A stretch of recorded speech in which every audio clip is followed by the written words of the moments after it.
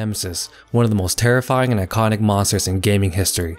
The Tyrant that was nightmare fuel for us Resident Evil fans. The Tyrant who was hell-bent on eliminating our character Jill Valentine, with his sole objective is to take out the remaining STARS members in the zombie-infested Raccoon City. Even to this day, he's still regarded as one of the best Tyrants to ever come out of a Resident Evil series, and due to him, he made RE3 an instant classic. Anyways, what is up you guys, this is DeVuH, and in this Nemesis analysis video, we'll delve into some aspects to what made this Tyrant so terrifying, from his in-game battle mechanics, to his menacing appearance, and to his overall impact in the Resident Evil series. So making his debut in Resident Evil 3, we Resident Evil fans were in for a treat for a challenging but yet terrifying experience with this Tyrant. So at the beginning of the game, we were given a prelude to Nemesis by Brad, where he explains that there's this monster hunting down STARS members, and that he'll eventually get to us too. He's coming for us.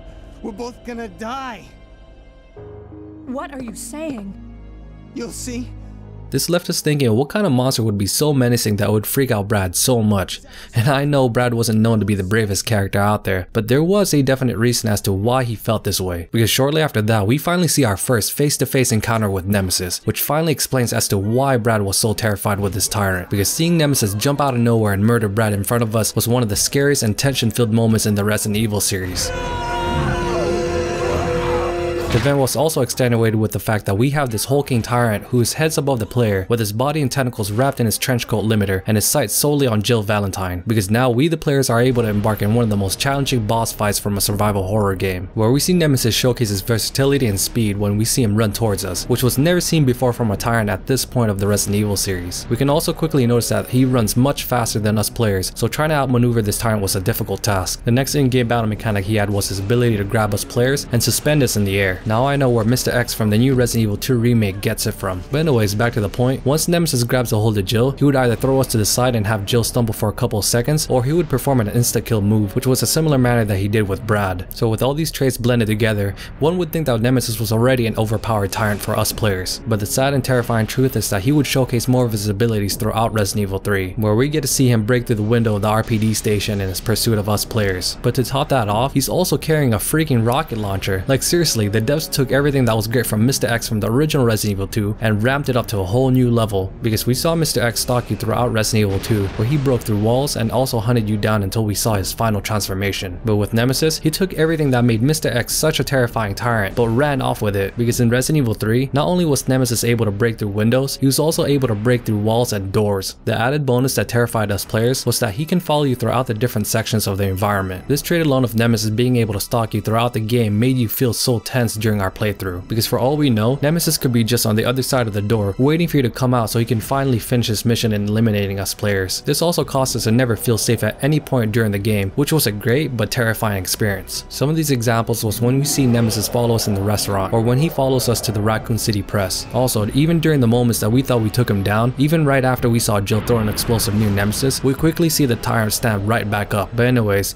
even with all our numerous encounters that we've had with Nemesis, one of his most scariest aspects during Resident Evil 3 was the moments that he was off screen, because it was during these times that had us players constantly paranoid of Nemesis popping out at any given moment. We could never truly feel safe at any point during our travels in the many sections of Resident Evil 3. These moments of terror is also amplified with a very ominous soundtrack that plays in the background, because this is only played when Nemesis is nearby. It almost makes us players freeze in our gameplay, because if we move forward, Nemesis may just walk through the door and start chasing us. But even with all these encounters with Nemesis and the tension he brought to us when he's off screen, another important aspect that he had was his overall impact he had for not only Resident Evil 3, but for the entire Resident Evil series as a whole, because not only was Nemesis a great in-game antagonist that challenged us players in every facet imaginable, but he was also a major driving force for the plot of Resident Evil 3 and a nuisance to Jill's last attempts to escape Raccoon City. Some of these plot points were highlighted when we saw Mikhail go toe-to-toe with Nemesis inside the cable car, while Jill and Carlos were trying to navigate towards the clock tower, where we see Mikhail struggle against Nemesis, but with one last ditch effort to try to kill this Tyrant, Mikhail committed suicide with a grenade while Nemesis was next to him. But obviously this would only slow Nemesis down for a short while, because soon after that, we see Nemesis again at the clock tower, where he's back at stalking Jill throughout the building, then finally blowing up the escape helicopter that she was supposed to use with his rocket launcher. It was during these moments that had us players feel such a struggle to escape Raccoon City, with this hulking Tyrant always on our tail. But with all these features I've mentioned so far with Nemesis, he still had a little bit more under his sleeve, because once we see Nemesis without his trenchcoat limiter, similar as to Mr. X, we now see this Tyrant display a variety of extra moves that we the players haven't seen yet from this point from the Tyrant, where we see Nemesis break through the wall of the clock tower and showcase the many many tentacles in his body, where he now has the ability to grab a hold of his players and swing us around like a rag doll. He can also grab you by the foot and pull you from a distance, so he can perform his many different attacks. It almost seems like there's no end with this Tyrant's ability to harass a player, especially with his many in-game battle mechanics. But the good news for us players, we eventually are able to take down Nemesis by the end of the game, where it took him being poured with acid, to Jill shooting him countless times, and to him finally being shot by a massive railgun that finally brings this Tyrant down. But so we thought.